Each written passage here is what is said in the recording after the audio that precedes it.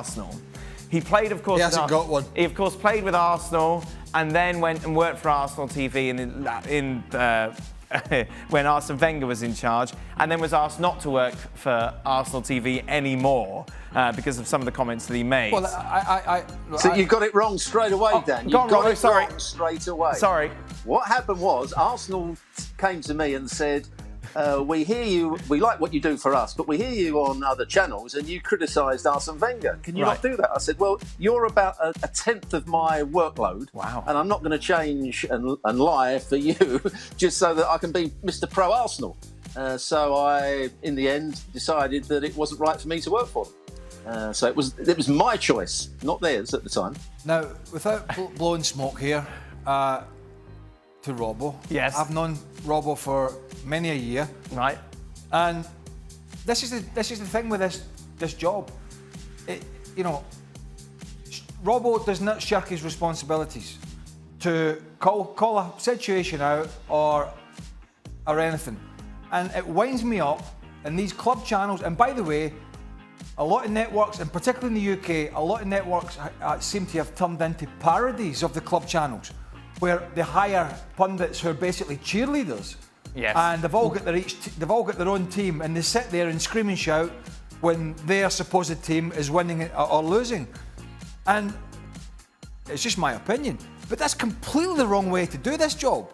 It's not if you work for Arsenal TV or Man City TV or Chelsea TV. That's fine. Your level of criticism will only be accepted to a certain extent. You have to understand that. So for anybody who does the job like we do, club channels are not for us. Right. They're just not for us. And I tell you what, I wouldn't change that for a minute, because I couldn't sit there kissing backsides like these club channels do. And quite frankly, some of these pundits now on these networks in the UK who sit there and they're basically sitting with their Man City, Man United, Liverpool, Arsenal, Chelsea scarves on when there's a broadcast on. Well, here's an example. God, Here's an example of what we're talking about. A little while ago, I think it was Gary Neville and Martin Tyler did a commentary on an Arsenal game, and they said Arsenal had bottled it, or whatever they said.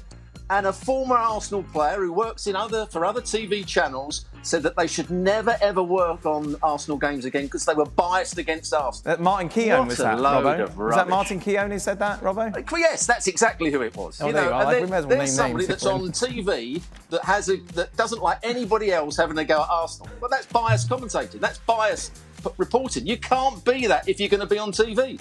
Oh, we've got started. Well, goodness, we haven't even got to the question. We were just setting up the question. Well, it's ridiculous now, isn't it? Kieran, how aware of the play? Like, this is the question. What did the Arsenal dressing room really think of Robbo's feud with Arsene Wenger? Were you even aware of it? What year was it? When was it, Robbo? It was when you lost the title to. Now we were top of the table in February, and no, I think it was before. It might have been before you were playing goal. Clichy made the mistake at Birmingham when Eduardo had his leg broken. 2008. I wasn't playing, so I wasn't in the first team then, so I can't. Yeah, and at the time I was writing for the Sunday Telegraph, and my editor said to me, "Why did Arsenal lose the title?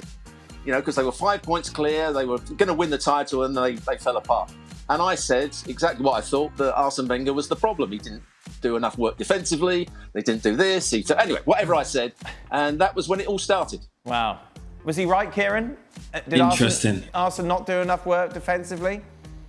Nah, there were a few other things that went on that season. I think was that the season was that the leg break season from Eduardo? That was a leg break. Gallas had a tantrum against Birmingham. There was all sorts of things. They didn't win a game for 7 matches after that. Started on Arsenal now. I know. Yeah, I mean, listen, there was definitely a few other things that happened that season that would have affected them not winning the title, but you know, there's no excuses, and sure, you're entitled to your opinion. So I agree with Craig. And the thing about Kieran Gibbs, I mean, what a player he was at Wimbledon's youth team. That's where he really made his name, at Wimbledon's youth team. Obviously, when the Arsenal Fan TV started to come into play. Oh yeah. It was probably, I don't even know when that was now, what years they really started. That reached the dressing room. that reached the dressing room with a few players, and like Hector Bellerin come out and spoke about them. But I mean, for a lot of players at that time, it was just, we already knew the pressures that we were under anyway. We didn't really need to see, that was my opinion anyway, I didn't really need to see anyone actually saying it on TV. I was a player that was always aware of, the pressures of playing for a big club, and if you don't perform, that people aren't going to be happy. Thank you very much for watching ESPN FC on YouTube. For more highlights, analysis and exclusive content, be sure to subscribe.